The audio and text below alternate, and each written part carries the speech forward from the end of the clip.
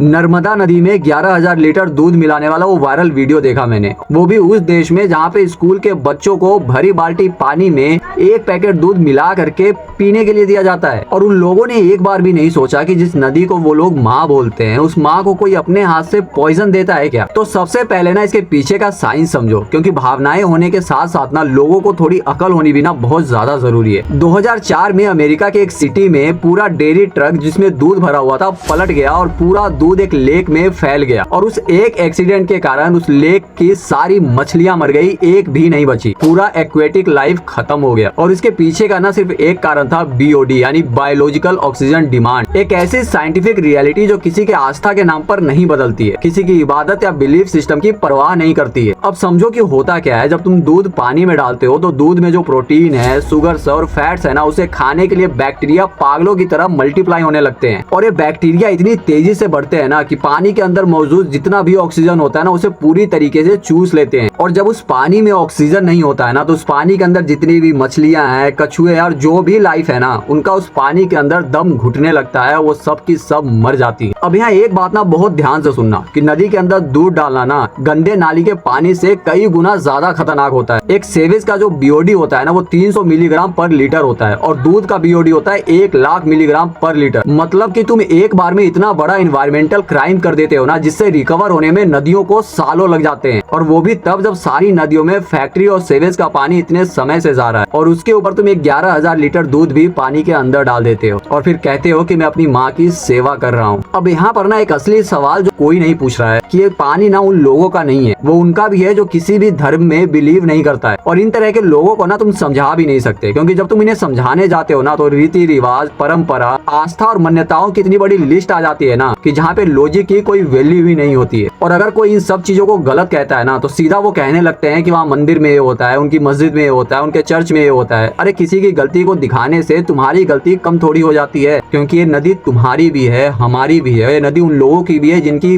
आवाज उस viral clip में नहीं आती है, मछलियों की, कछुओं की, उस पानी की जो खामोश है लेकिन खत्म हो रही है। और एक खामोशी ना किसी की आस्था से कहीं ज्यादा बड़ी होती है।